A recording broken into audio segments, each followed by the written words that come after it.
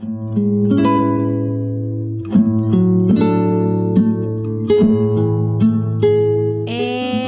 now, it's time for DJ Rocky's Secret Files.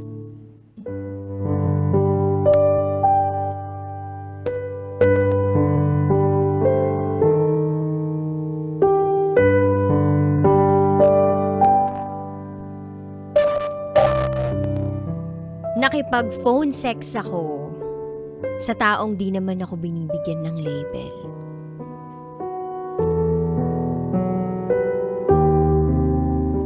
Hi DJ Rocky. Isa ako sa mga avid listener ng programa mo. Araw-araw akong nakikinig. Hanggang sa naisipan ko ring sumulat at magpadala ng kwento sa iyo. Kwentong alam kong maraming makakarelate at kapupulutan ng aral. Itago mo ako sa pangalang Kelly, 29 years old from Visayas. At ito, ang aking secret file. Back in 2009, second year high school pa lang ako, may kaklase akong medyo hambog at mahangin. Isa siya sa honor students ng section namin. Itago natin siya sa pangalang Dave.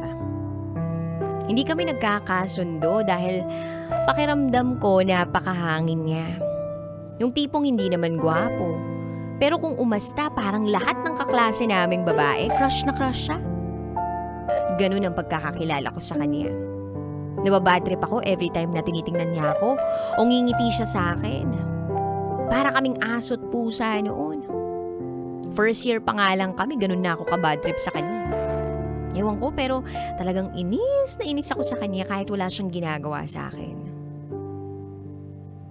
Pero lahat ng yun, unti-unting nagbago. Acquaintance party ng school namin. Napagkasunduan ng section namin na a-attend kami sa disco party. Fast forward, nasa school na kami ng mga klase namin.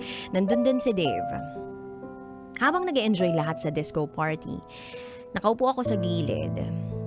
Hindi ako mahilig kasi sa disco, pero ini-enjoy ko yung beat ng music. Nang biglang umupo sa tabi ko si Dave. Bumulong siya sa akin. Sabi, "Tara, sayo tayo." Nainis ako tumingin sa kanya. Inisnob ko. Pero tinitigan niya ako. At ngumiti siya sa akin na parang nang-iinis palalo. Lumipat ako ng ibang upuan. Pero sinundan niya pa rin ako. Sabi niya, "Sungit mo naman, gusto lang naman kita makausap eh."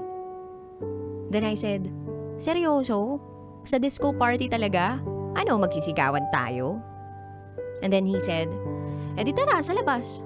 Di rin naman ako mahilig sa mga ganitong party-party eh. Tara, lakad-lakad tayo. O tambay tayo sa quadrangle."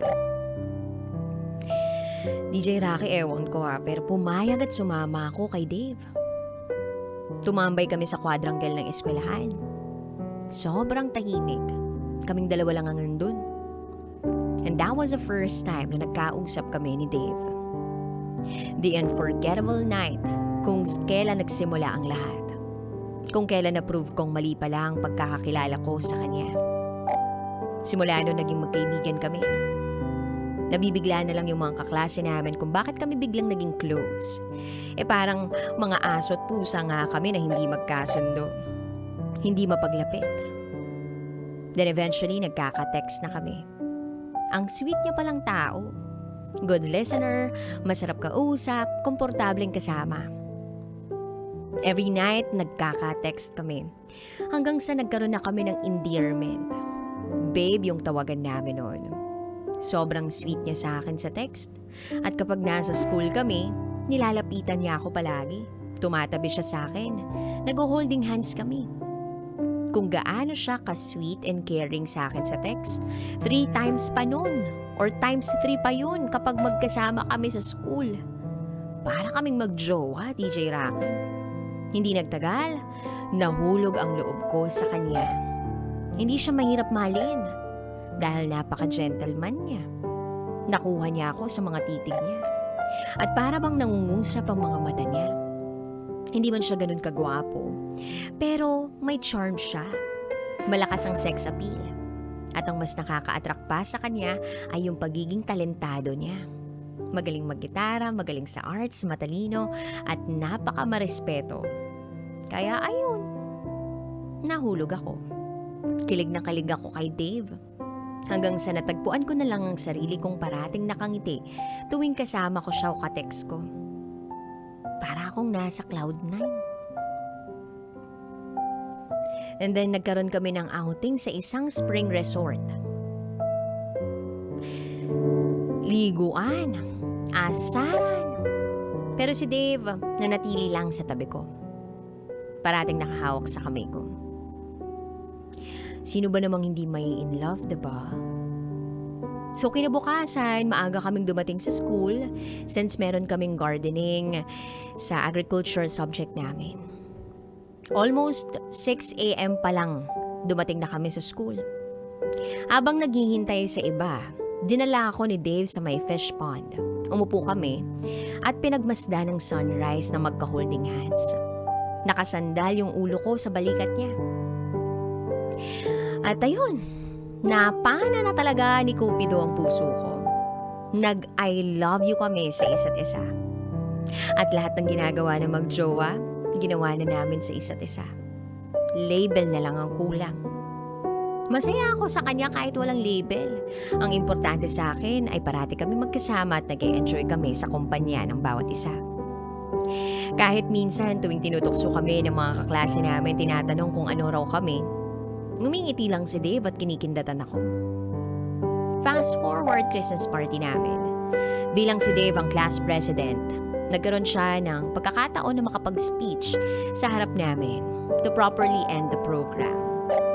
Sa hindi ko inaasahan, biglang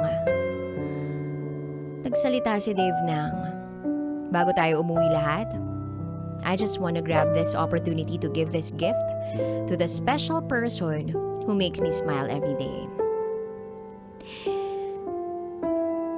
Sa babaeng I can always count on, my one and only Kelly. Sana magustuhan mo, babe, ang gift ko. Hindi siya kamahalan pero galing yan sa puso ko. Alam mo kung gaano ka ka-special sa akin. So nagsigawan ang lahat. At kinikilig na ang lahat. At ako, naiyak na lang sa sobrang saya. Naghalo yung saya, kilig at kaba. Ako na yata ang pinakamasayang babae sa mga oras na yon. Pinaramdam niya sa akin na importante ako sa kanya, na espesyal ako sa kanya. Kaya mas lalo ko pa siyang minahal. Pagkatapos noon, sabay kaming lumabas sa school at habang naglalakad kami, ay napagkasunduan naming dalawa na sabay kaming a-attend ng simbang gabi. Habang hindi pa ako napunta sa Bacolod. Sa Bacolod kasi kami noon. At doon kami magse-celebrate ng Pasko at New Year sa mother side ko. Ayun na nga, sabay kami nagsimba. Hindi siya nag-serve sa simbahan. And by the way, sakristan din kasi si Dave. So magkasama kami nagsimba for 6 days. Hindi ko akalain na yung masayang pagsasama namin ni Dave, mapapalitan pala ng lungkot. Nasa Bacolod na ako, dala-dala ang stuffed toy na bigay sa akin ni Dave. Yakap-yakap ko habang nami-miss ko siya. Tinatawagan niya ako everyday, okay naman kami, kinukumusta, walang araw na hindi siya nag-I love you sa akin. Nang pagbalik ng January, iba na yung pakiramdam ko. Parang unusual yung mga actions niya. Cold yung treatment niya sa akin, di niya ako nilalapitan, di niya ako kinakausap. At gusto ko mang tanungin siya kung may problema kami o kung anong nangyayari sa amin. Wala akong lakas ng loob dahil wala namang kaming label. Kumbaga hindi ko alam kung saan ako lulugar. Wala naman akong karapatang magreklamo. Hanggang sa hindi na siya nagte-text sa akin. Wala akong magawa nun kundi umiyak na umiyak. Wala akong karapatan na mag-demand kasi hindi nga ako girlfriend. No label yung relationship namin eh. Kitang-kita ko sa mga mata niya na hindi na ako ang rason ng mga ngiti niya. Ang sakit isipin na sa isang iglap biglang hindi na ako yung rason kung bakit siya masaya. Ako umiiyak, nasasaktan ng sobra. Naisip ko nun, bakit ang bilis naman magbago? Umabot ng 2 taon yung ganong setup namin ni Dave kaya sobrang sakit na bigla na lang nag-iba. Later on, nalaman ko na lang na yung best friend ko pala yung bago niyang ka-MU. Hindi ko magets kung bakit at papaano. Yung best friend ko nun ayaw na ayaw kay Dave. Ang dami niyang sinabing hindi maganda rito. Pero sinaksak ako patalikod. Kinimkim ko lahat ng sama ng loob ko. Hanggang sa graduation day namin. Akala ko hindi na kami magkakasama at hindi na magkikita pa kasi nga mabibesi na sa college life. Sinabi ko lahat ng sama ng loob ko sa kanya, lahat ng sakit na binigay niya sa akin at kung gaano ako nasaktan ng sobra sa ginawa nila. Iniyak ko yun lahat sa harap niya mismo. Hindi ko na malaya na nagmamakaawa na pala ako na sana kami na lang uli. Na sana this time ako na lang yung piliin niya. Masakit na ganun yung experience ko. Nagpaka-desperada ako. Binaba ko ng sobra yung pride ko. Tinapakan ko na yung sarili ko. Masakit kasi hindi ako yung pinili. In that moment, sinabi ko sa sarili ko, eto na yung huling beses na makikita ko ang sarili kong ganito. Sa susunod na iiyak ako dahil na sa sobrang saya. I lost myself in the process of loving someone I never had. Then nagsimula ng school year, nahirapan ako mag-move on. And then, nasurpresa na lang ako na magkaklase kami sa PE subject. At parehas kaming naging officer sa organization ng university kaya madalas na kaming magkita ni Dave. Punong-puno pa rin ng galit yung puso ko noon. Ang tumatakbo sa isip ko noon, pasakayin ko na lang kaya siya paglaruan hanggang sa maramdaman niya rin yung sakit na ipinaramdam niya sa akin. In the middle of the SEM, palagi na siya nagre-reach out sa akin. Yung para bang naghahabol ng atensyon ko. Umabot kami sa puntong bumabalik na yung dating kami. And this time, may phone sex nang nangyayari. And every time na magkikita kami sa school, ipinapakita ko na wala lang sa akin yun. Alam ko sa sarili ko noon, DJ Rocky, na nagmanhid na ako. Nagsisinungaling na siya sa ex-best friend ko. At every time na magkasama kami, pinapatay niya yung phone niya. Nakuha ko uli yung loob niya. Ramdam ko yun. Kasi gusto niya na uli ako bumalik sa kanya. Hinahatid niya ako sa apartment every after class ko. Gabi-gabi ganun yung routine namin. Umabot yun ng mahigit 1 taon hanggang sa napagod na ako at nakonsensya. Kaya tinigil ko na't iniwasan ko na rin dahil hindi na ako masaya. May narealize ako. Yung worth ko. Naging mas malinaw sa akin kung anong gusto ko. And that I deserve so much better.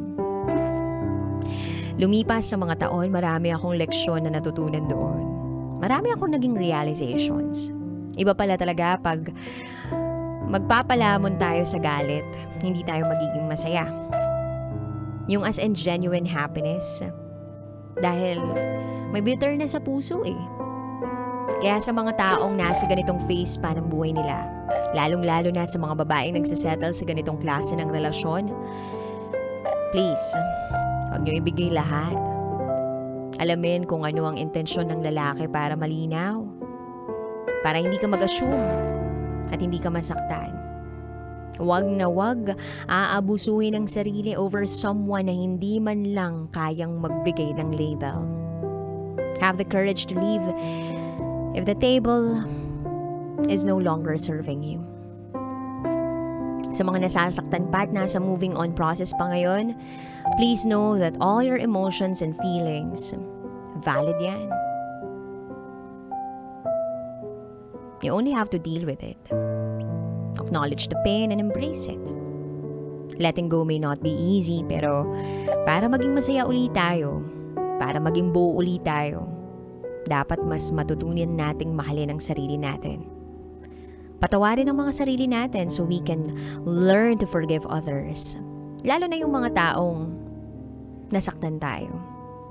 Palayain natin ang sarili natin from anger and bitterness para makamtan natin ang peace of mind and so we can move forward. Old leaves must need to fall in order for the new leaves to grow. Kailangan nating bitawan ang mga taong hindi para sa atin. And always remember, if it's not giving you peace, then it's not for you. Kumapit din tayo sa Panginoon dahil siya lang ang makakapag-heal sa mga sugat natin. Siya lang ang makatatanggal ng bitterness sa puso natin. Hanggang dito na lang po, DJ Rocky. Maraming salamat sa pagbabasa. At sana may natutunan kayo sa aking storya. Muli, ako si Kelly from Visayas. At ito ang aking secret file.